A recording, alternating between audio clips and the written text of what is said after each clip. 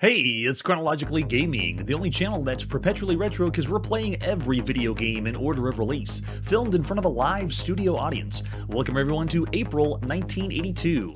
We last saw the launch of the ZX Spectrum. All the ZX Spectrum, well, not really a launch title, they don't have that for computers, but we played all the games you could check out in April, so let's press forward and see our next game.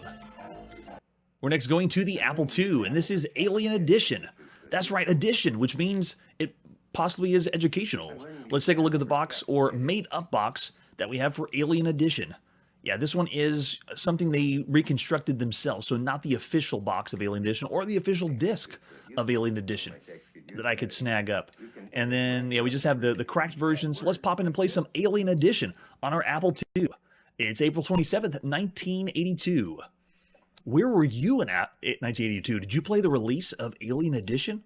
Probably on your school computer somewhere? Now this one I wanted to play because it's not just the usual educational title involving math. It actually has a fixed shooter or Space Invaders type theme to it. So here we go, press any key to play.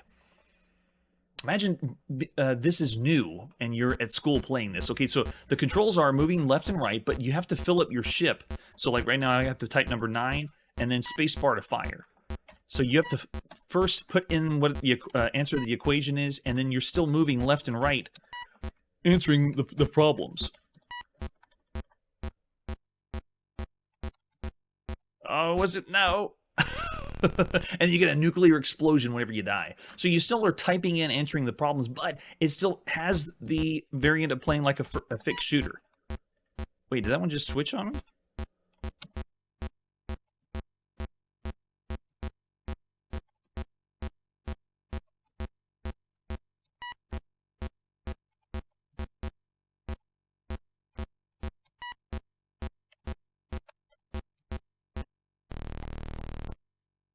I'm just going to blame it on the emulation for the reason why the typing wasn't going in correctly, because I cannot use the normal number keys on my modern keyboard.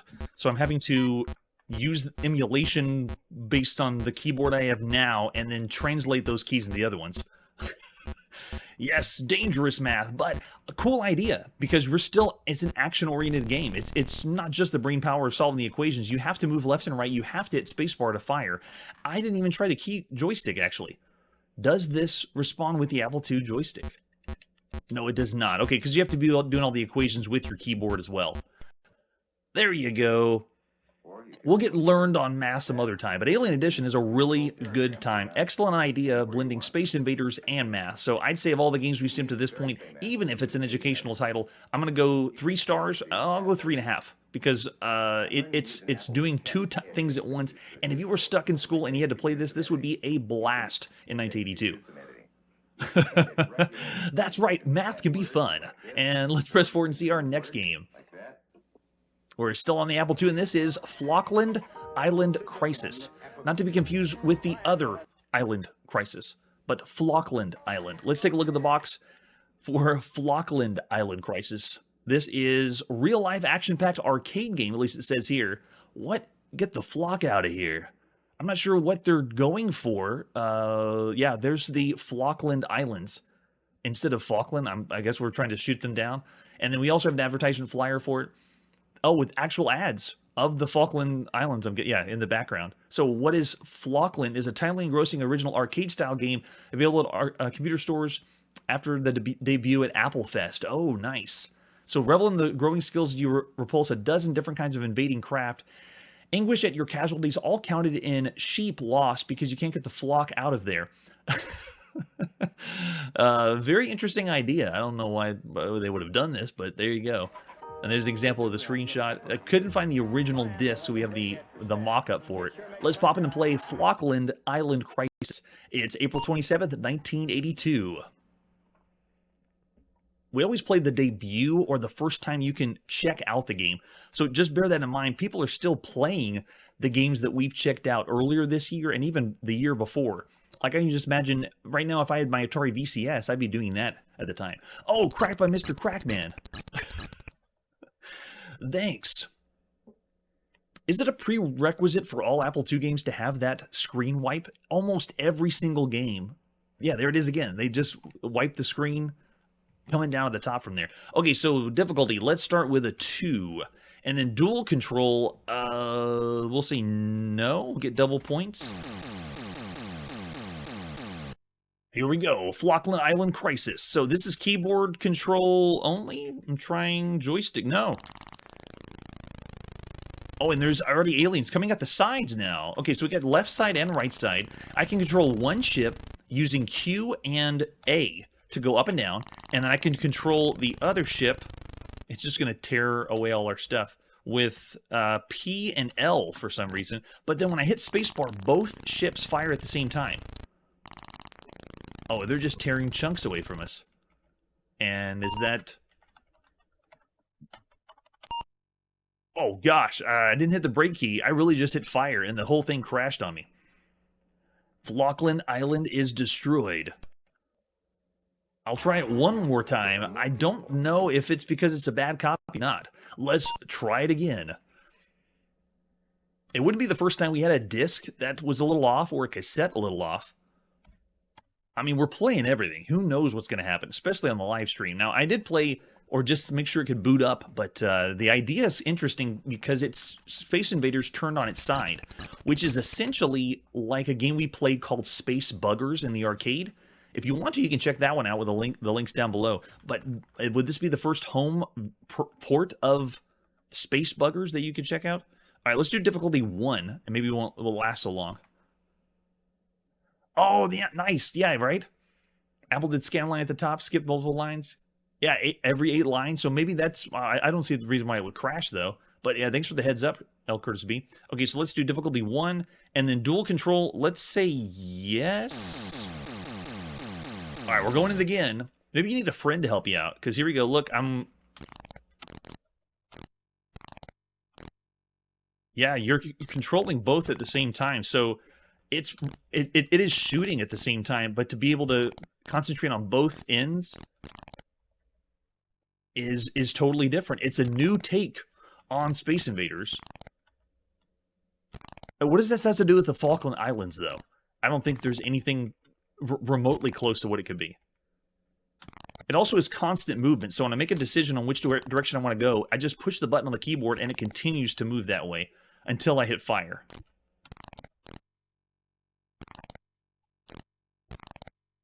It is a fresh take, though.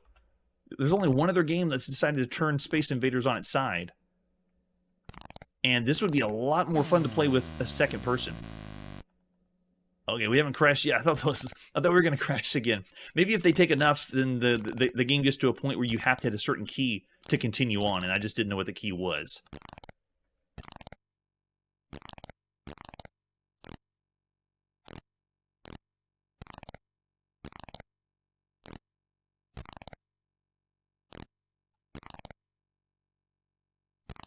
I also want to see it continued a different phase, but I didn't see much change. The enemies look different, but they're doing the exact same thing. But I'm on the easier difficulty, and I'm controlling 2 people at once. It's a little difficult. Okay, now we're phase 3. Not noticing, okay, slightly different enemies. Whoa, okay, yeah. Coming in a little fast. Well, faster than they were before. Now that's really interesting. So that game, while it's simple, while I was doing a lower difficulty, it's still essentially Space Invaders, but just done outside. But it'd be a lot of fun to have someone else because you can simultaneously move one turret on each side. So having a friend to play that would be a lot of fun. I'd say for the games we see up to this point, still around the average range. Yeah, it does. Those look like the same ones from a Shuttle. What was it? Shuttle Encounter. I can't remember the one we played. Casey Club Kirby. Yeah, not related. At least that I can see to the Falkland Islands. But I'll say it, since it has a different perspective, and to play with 2 people would be great. But it is the idea still is just Space Invaders. So I'll still say 3 stars. It's a good time. Very average for what we see at the time. All right, so let's press forward and see our next game. We're still hanging out on the Apple II. Apple II is all over it tonight. This is Fly Wars. Let's take a look at Fly Wars. Starting with the box. Another one, bug related. Now, at this point, we're seeing a few trends. One is the space game, lots of space games that are going on. And now we're getting, because of Centipede, lots of games are spending instead of doing a top-down maze game where they want to do a shooter, instead of in space, they're basing it on insects or bugs. This is another one, the bug variant. I don't know what you would call this genre. This does, like an educational title for insects or spiders. All right, so let's flip it over in the back. Nothing really too much there, but this is compatible with the Sirius Joyport, if you got it. Need 48K for this one, and it's by Sirius Software. Really love the Sirius Software releases. There's our 5.25 floppy disk for Fly Wars. And a screenshot. Don't know what was happening there. No manual for Fly Wars. Let's pop it and play Fly Wars. It's April 27th, 1982. Another release by Sirius Software. Oh no, volume mismatch. What are we going to do? Not to worry. All you have to do is type EXEC, do it. And we want Fly Wars. Oh my gosh, no, it's corrupted. Just kidding. Whoever cracked this was playing a practical joke, so it's pretty funny that it looks like it's crashing or dying. Well done. All right, we're going to play with the Apple joystick, so I'm going to go 2 on the Apple joystick, and here we go. And before we get started, what is Fly Wars? So we're a spider attempting to gobble as many flies and other insects as possible. We control a spider, which can move in 4 cardinal directions. They can move without a web behind, but the goal is to trap spiders and other insects that flit on the screen in a small web so they can be eaten. During each life, there's a specific amount of insects on the screen. When all are eaten, the spider dies of starvation.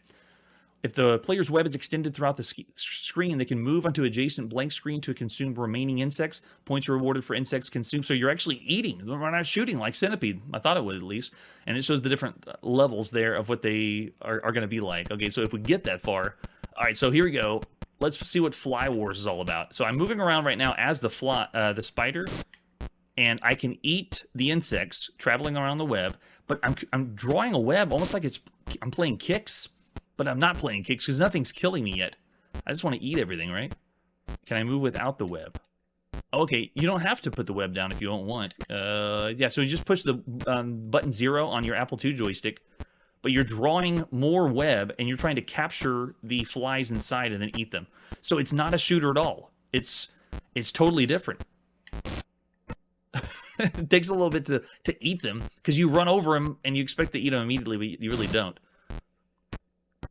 And I'm drawing continuously. Probably not the best strategy. I'm sure you want to take a few and wrap them around your web and then try to eat like these inside or captured so I can eat them. And what is this? I don't know what's filling up in the middle. And capturing more or eating more insects. So cool idea. This is the idea of playing a spider. Eating as much insects as you can. No shooting mechanic at all. And actually has some strategy using the web to spin around. Level 2, Spider-Man. I didn't see what that word said on the screen that flashed over. Uh-oh, we got some bug spray now? That's not good. Got that one, nice. Oh, more bug spray, alright. Eating as much as I can before the bug spray comes at us. And now I'm really just scrambling around the top. I wonder if I can take out the bug spray. No, it's just switching to each side. And I think my problem is I've made too much web. I think you were supposed to only use the web when you're ready to capture some of the flies or bugs inside. If you're curious about the sound, this is pretty typical for the Apple II. The games were graphically very impressive, and the gameplay was very impressive. Apple II really didn't shine as far as sound goes. So this constant bleep that you're hearing, that's the use for the Apple II. Perfect for Space Invaders if you just need some thumps. Oh, okay, I tried to walk into the kill spray, but it didn't work. I don't think I can survive. I've made too much web, and the bugs are... I can't even reach the bugs. Let's see what happens if he gets sprayed. Let's go, I'm ready to die. Okay, so that is the way to die. None of the other bugs were killing us. Alright, so I'm going to turn it off. Let's do it smarter this time.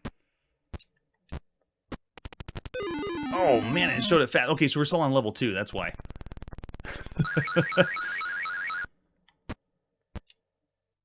Wait a second. What? I got more than one screen? Whoa, no way. I didn't know that. Can I go up then? Does it go to the top? No, it doesn't. Okay, so the screen is scrolling left to right. It's flipped screen, but that's more impressive. Watch out for the bug spray.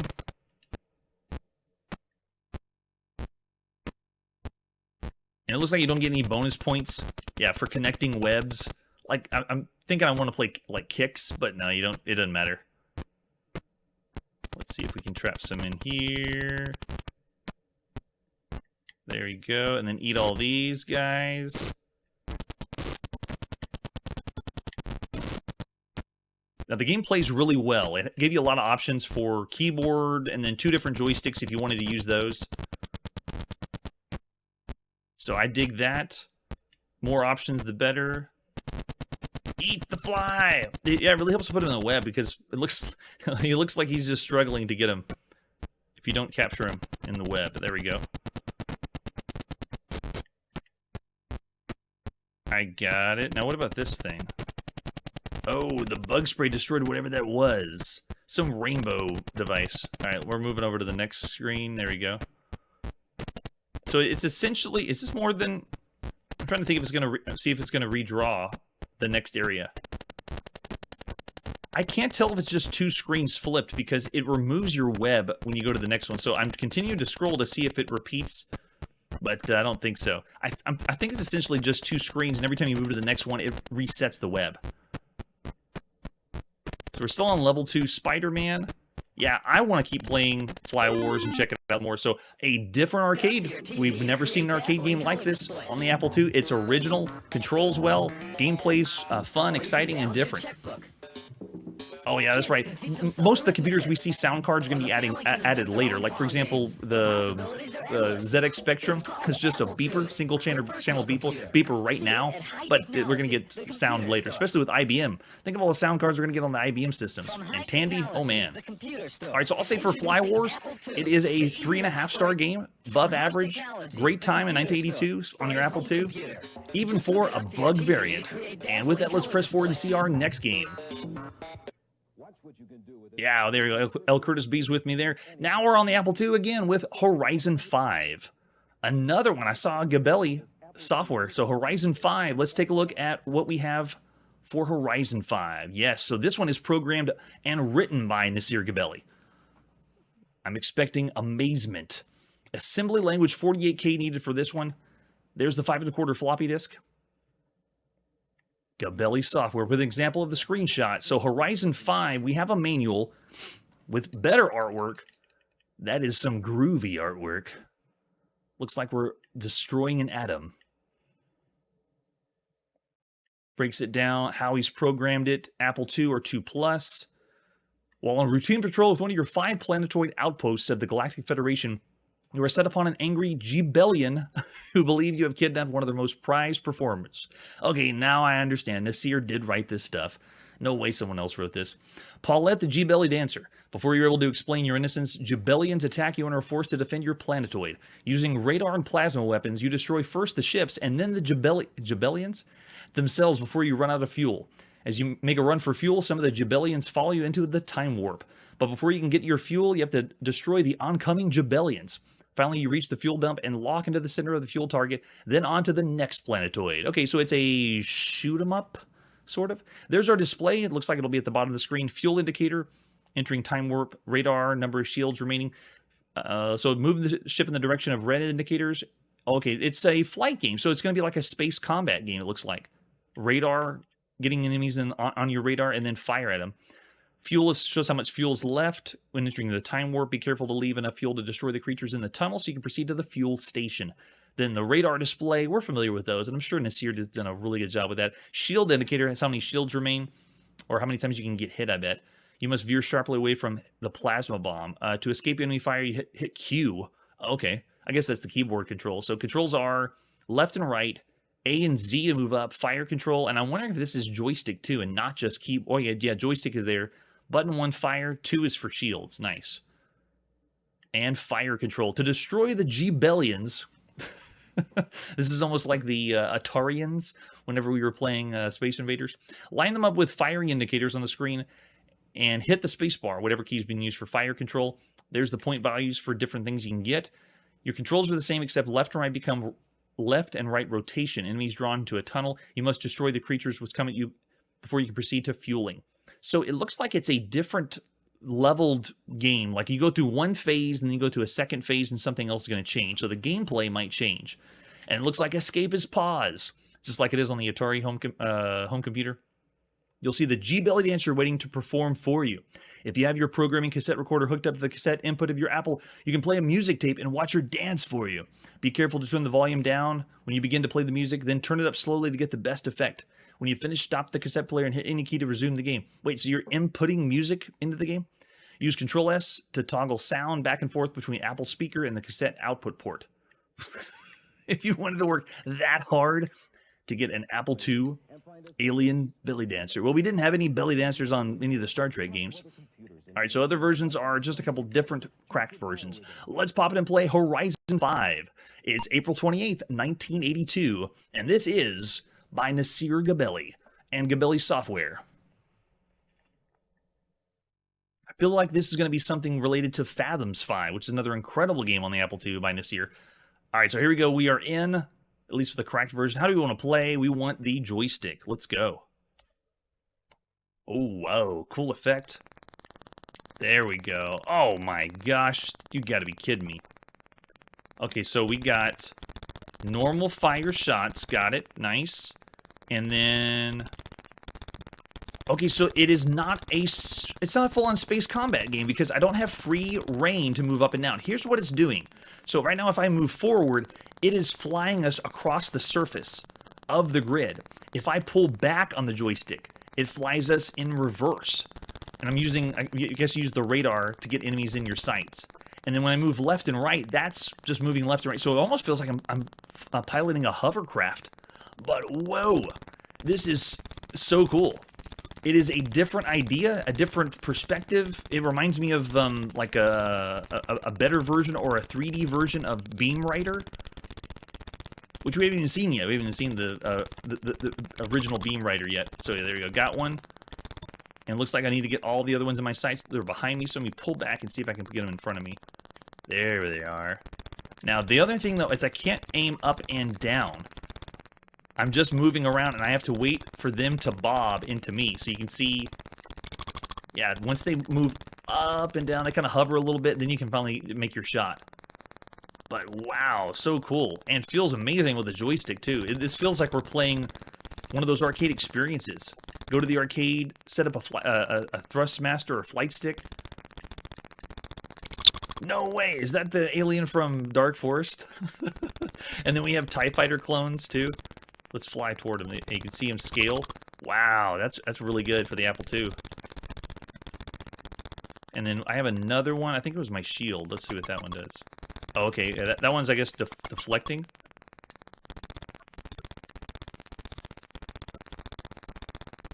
So the height, I cannot change that. I can just move in and then time my shot at the right time.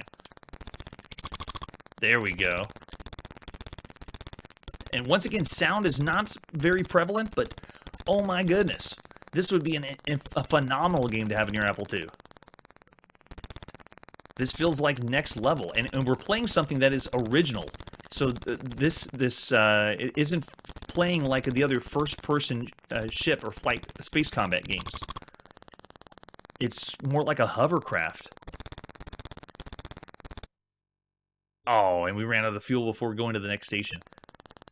Let's see, does it keep us going? Okay, it does. It just uses our life up. And we're supposed to wipe them all out, and then shields. Oh, okay, I think I blocked it. Wipe them all out, then move on to the next station. What was it, Q? Oh, I think, no, that was the, for shield, that's right, if we needed to. And then if you hit escape, oh yeah, you can pause the arcade game. I remember them advertising that for the 5200 when it comes out. You can now pause your arcade games.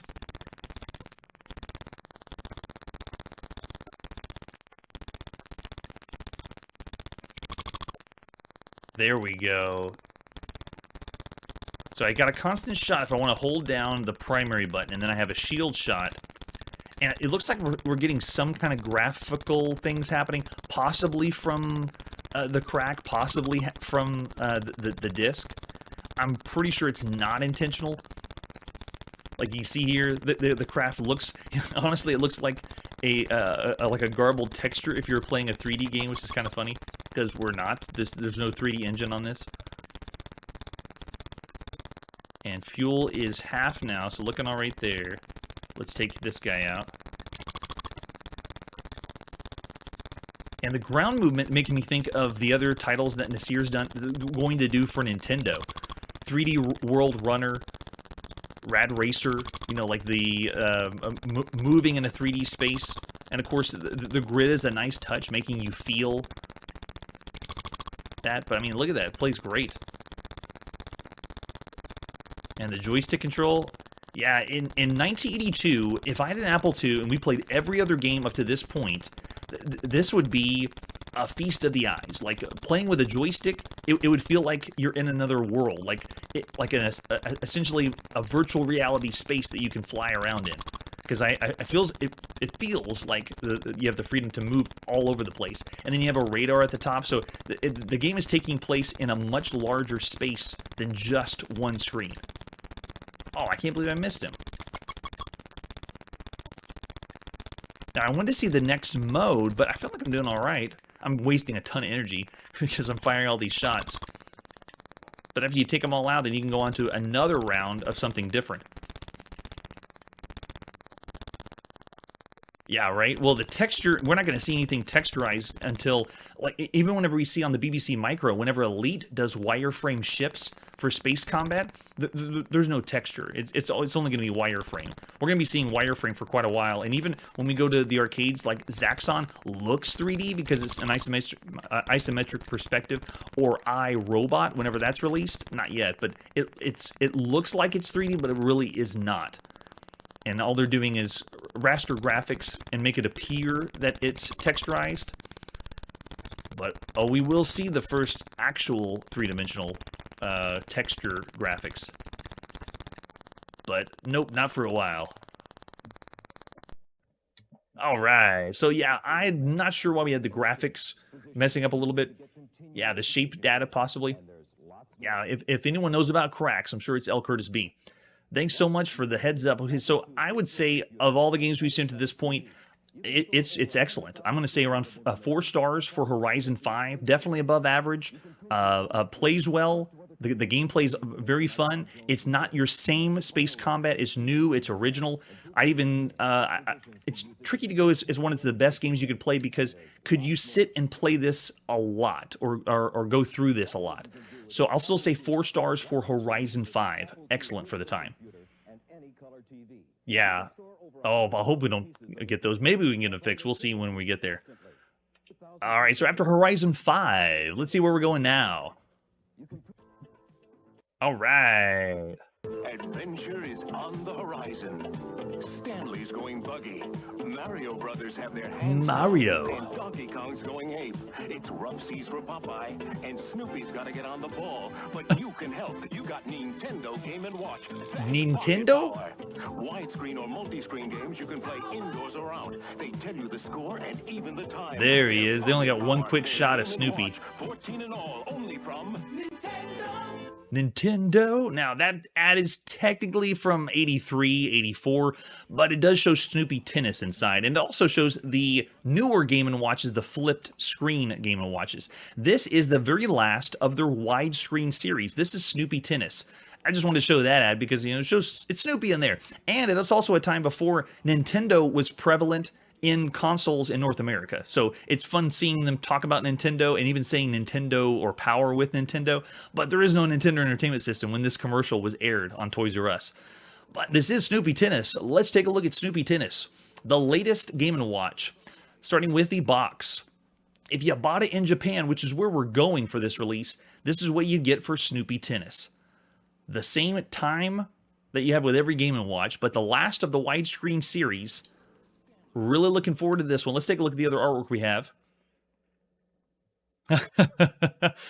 Well, yeah, that's true. We're getting slight changes, but not a whole lot of differences.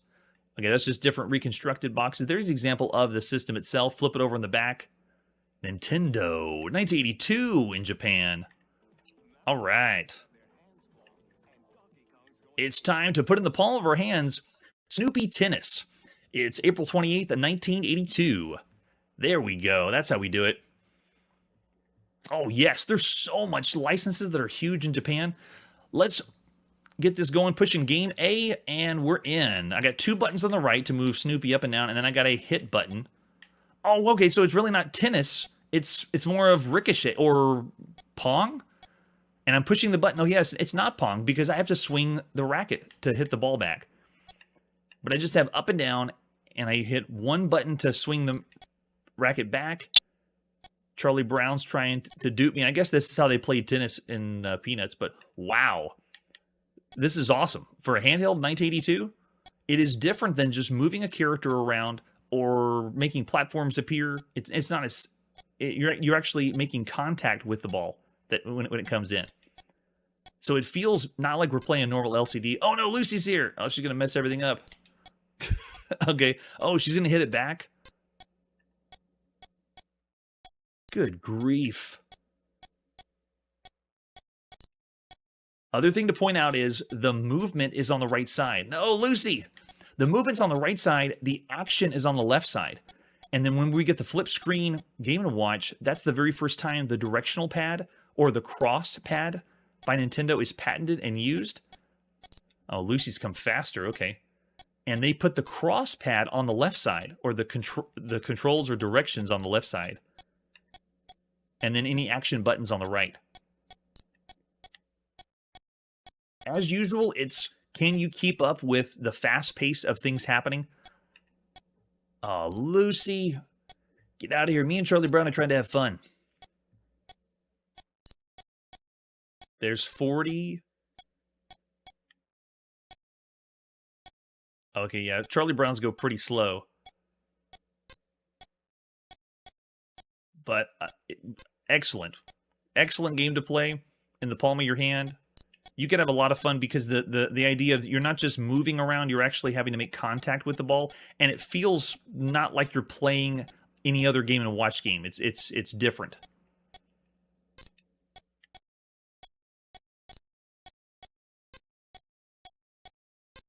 All right, so I'm going to try game B in a slightly different way. We're going to zoom it in a little bit.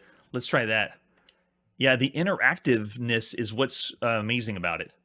So this is April 28th, 1982. The Nintendo R&D 1 is the one that did this one. All right, so let's try game B. I think we're just going to have the difficulty, right? Yeah, so it's just picking up the difficulty. That's usually what it does with game B. I mean, look at it. Lucy's already here.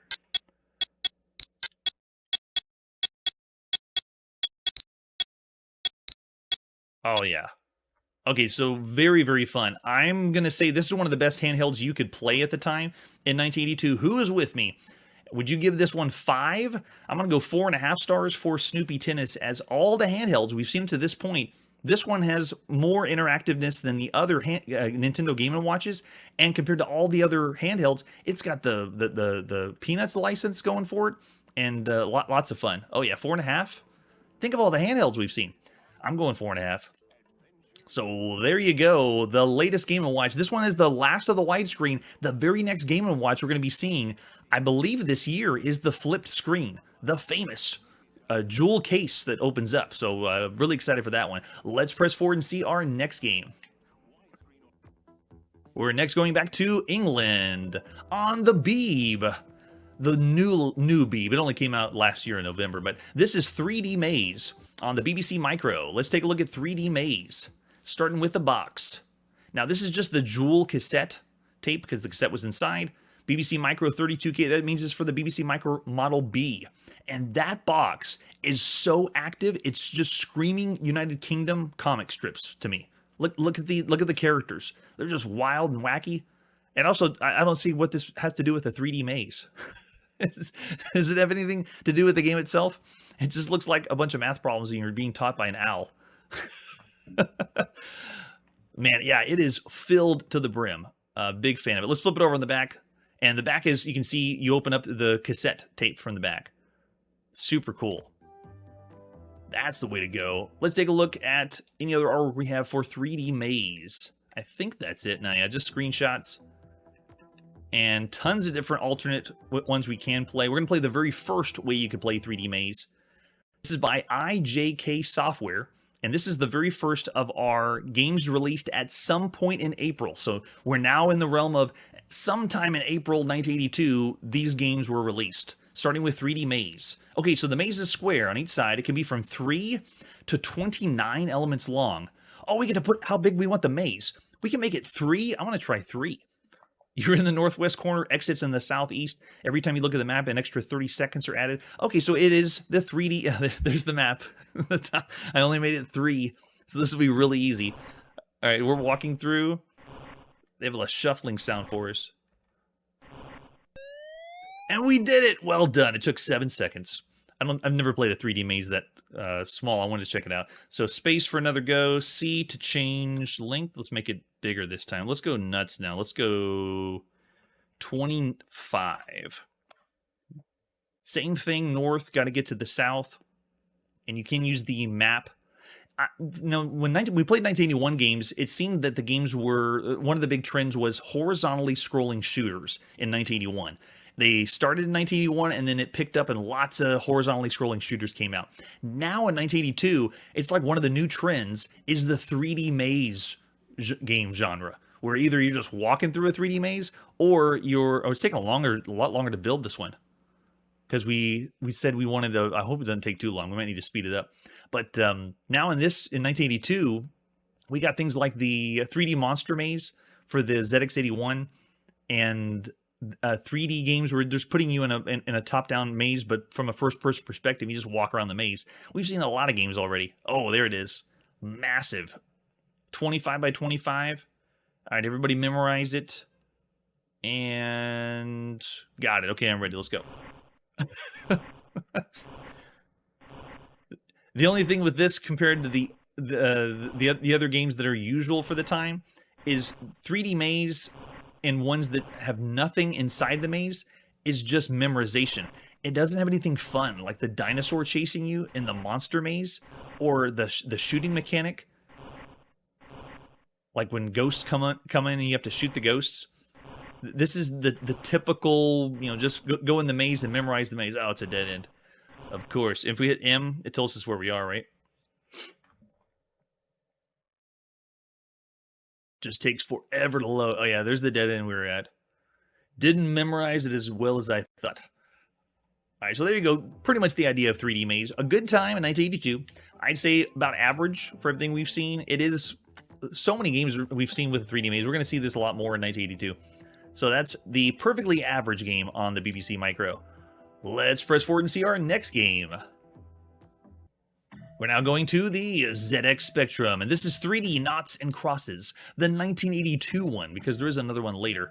Let's pop in the cassette and play 3D Noughts and Crosses by Machinecraft.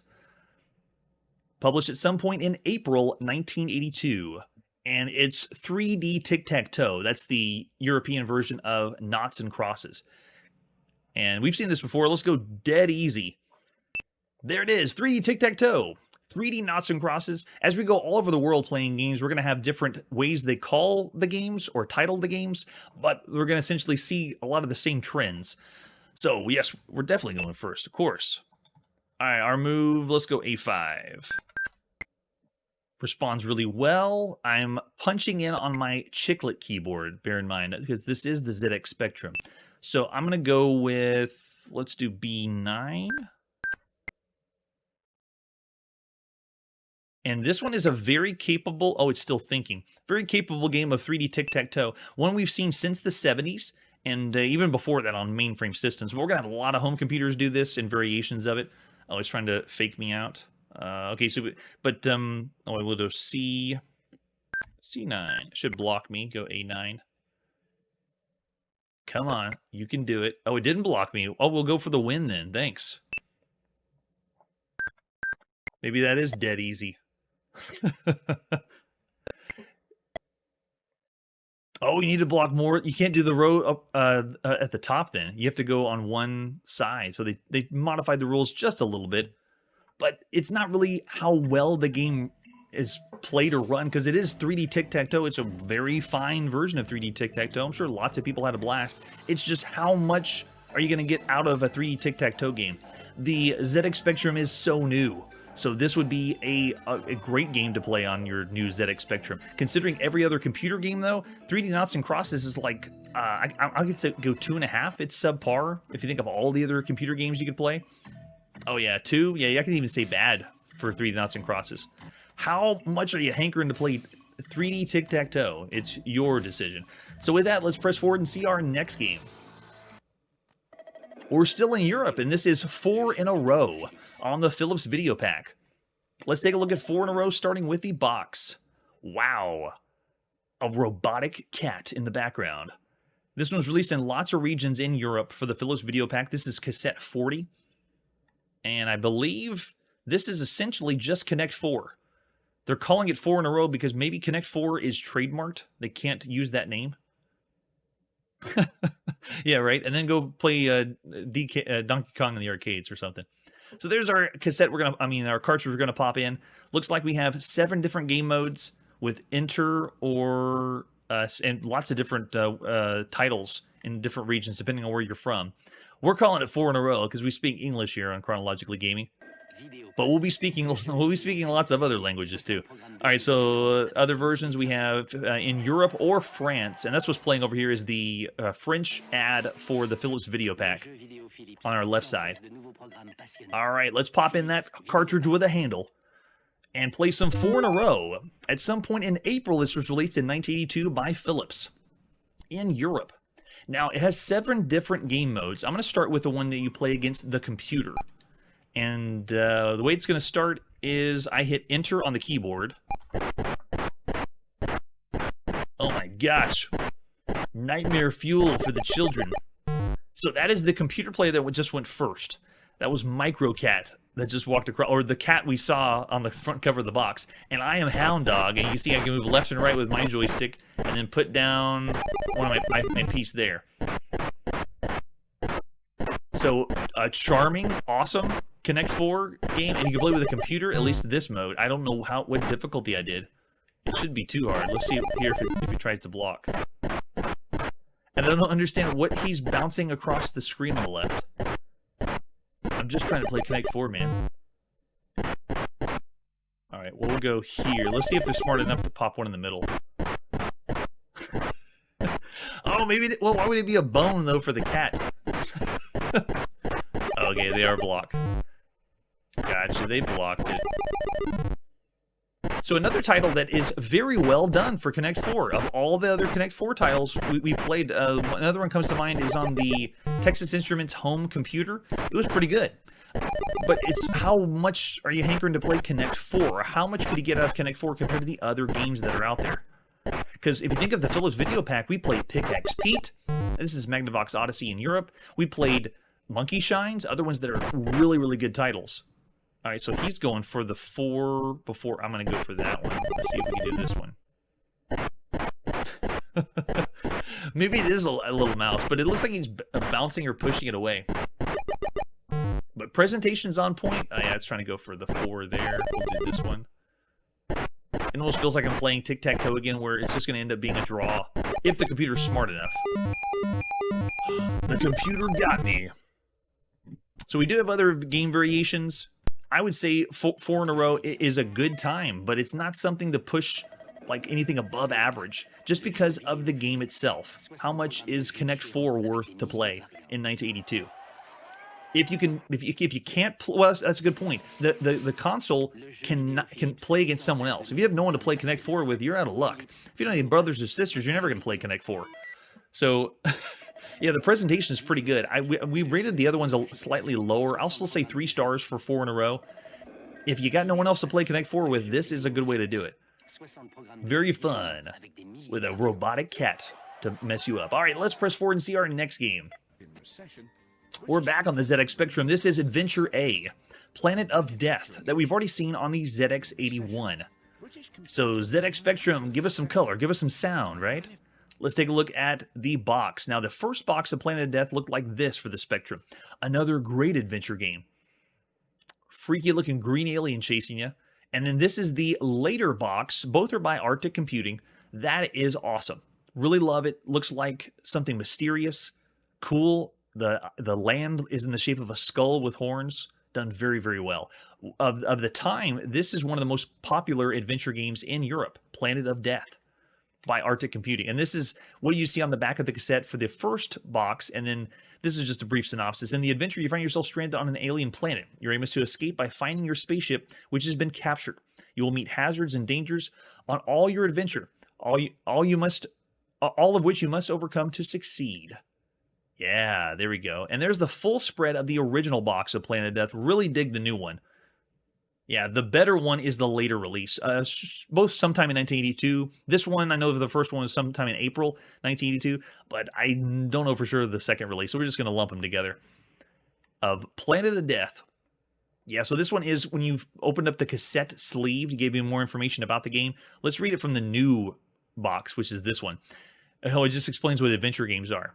You explore and discover a strange new world without leaving the comfort of your chair. Kind of reminds me of Scott Adams. The computer will act as your puppet, eyes and senses. You instruct the computer using short sentences. And I don't think this is in the game itself, but this is what you'd see whenever you started Scott Adams adventure games. They must have taken it from that one. It's written in machine code. The program is saved with the name of Advent, but simpler to load by the load code command. In this adventure, you're stranded on an alien planet. We already read that one before. Very large to program, cassette routines which can load and save at any stage to return to a later date. Okay, so it's just giving you a loading instruction, but the rest of it's like about what an adventure game is. There's the cassette tape we'll be popping in. You need just 16K. The first version of the ZX Spectrum will work on this one, and then the manual is, okay, just the homebrew manual. Got it. Lots of different ways you could play, but we're going to be playing the first. Adventure A, Planet of Death. It's sometime in April 1982. So it is purely text adventure game. One of the best text adventure games you could play in Europe at the time. Good luck, you'll need it. Press any key to start. Various hazards and dangers on your adventure, natural, some which will overcome to succeed. This is also a game that has multiple ways to solve it and multiple endings, which is kind of cool. Do you ever want to store a game? No, we do not. I'm on a mountain plateau. To the north, there is a steep cliff. Obvious exits are down, east, and west. I can see a piece of sharp flint. Tell me what to do. Let's go down.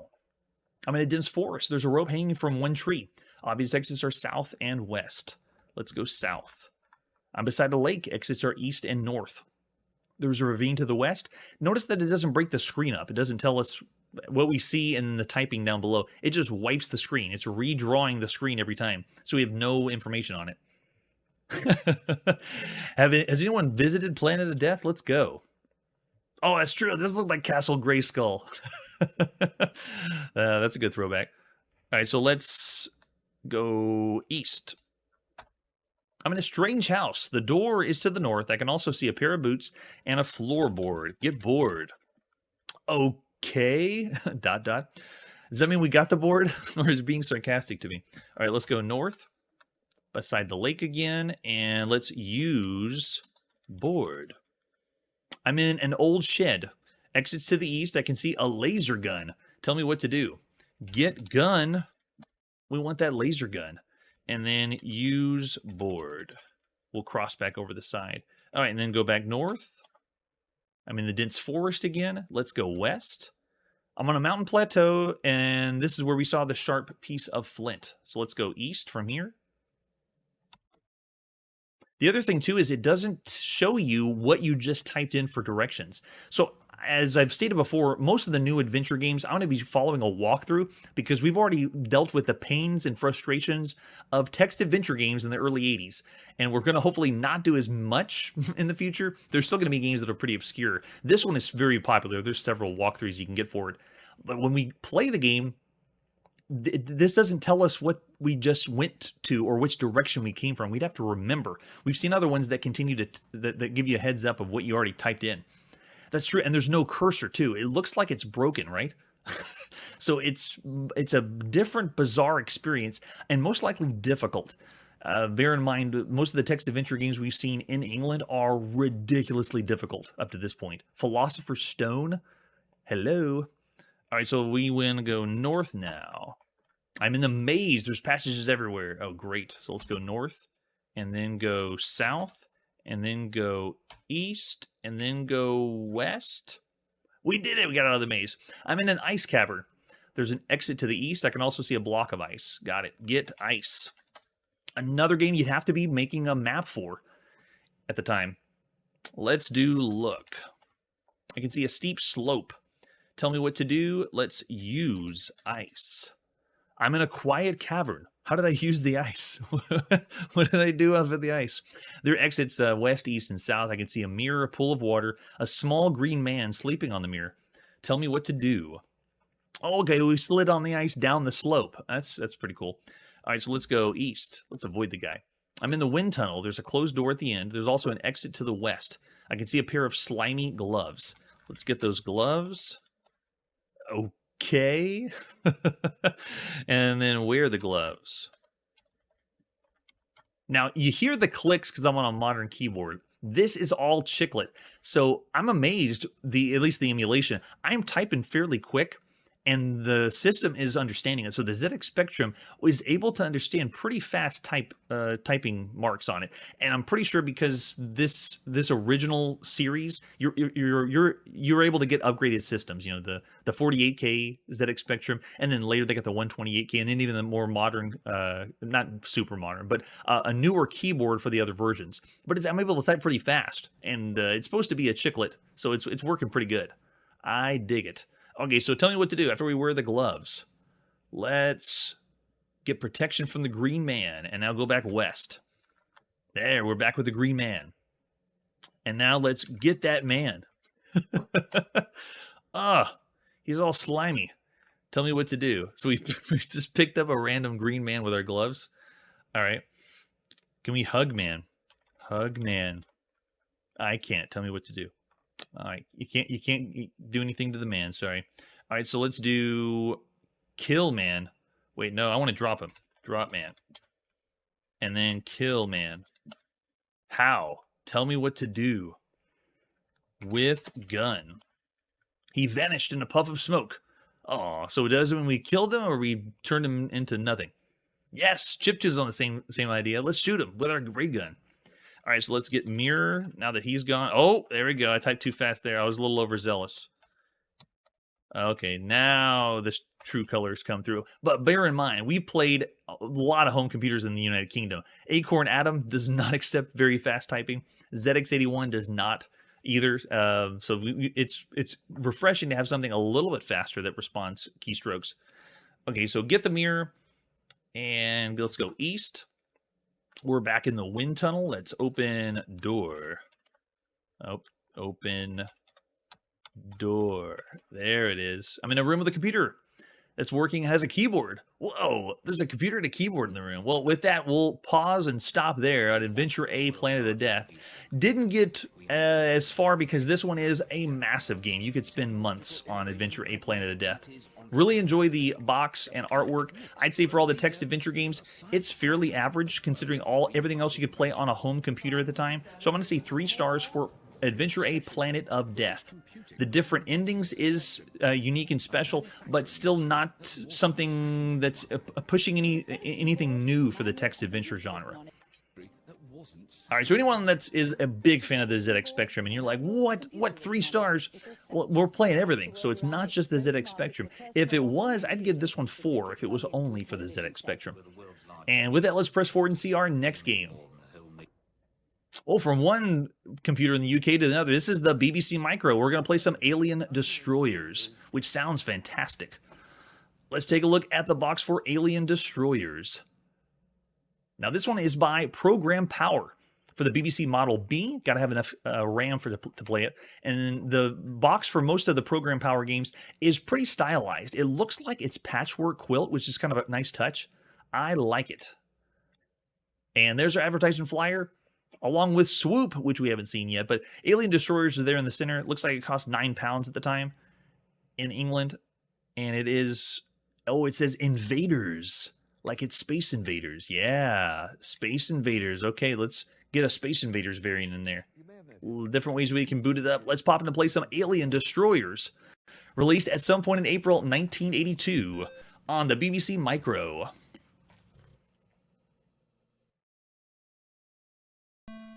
The best of British from Program Power. The best. What is the best? This game is the best when it's a bad program. Aww. So it did not load, but have no fear. We have lots of different ways we could check it out. The best that from British, and it doesn't work. Just kidding, it does. We can boot it up this way.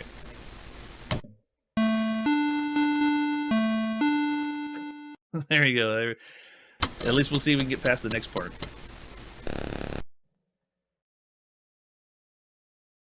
Let's see.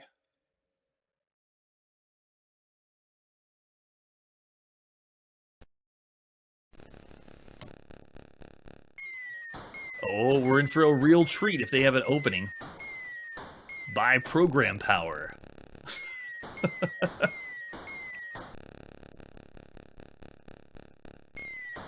Nice. I can already tell this one is programmed in BASIC by the speed of the characters coming in. Okay, so we want to get going and play the game. Space to start the game. Any key required? Let's go.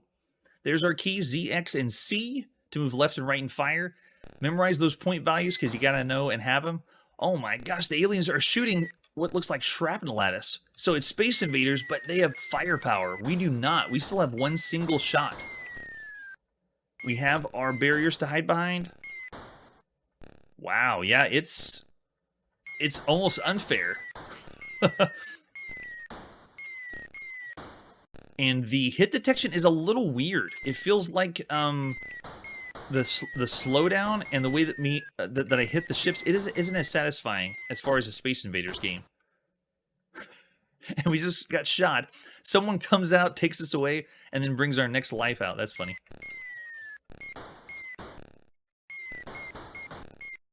Now, we've already played Arcadians on the BBC Micro, which was a better space shooter. It was based on Galaxian, but even still, we could see Space Invaders could be programmed better for the BBC Micro, but it's still so new. So I'm more of just comparing it to every other game we could play on a computer at the time. This is going to be tight. I don't think I can get... These guys are going to get to the bottom fast. I mean, look at all the shrapnel they can... They're shooting cluster bombs.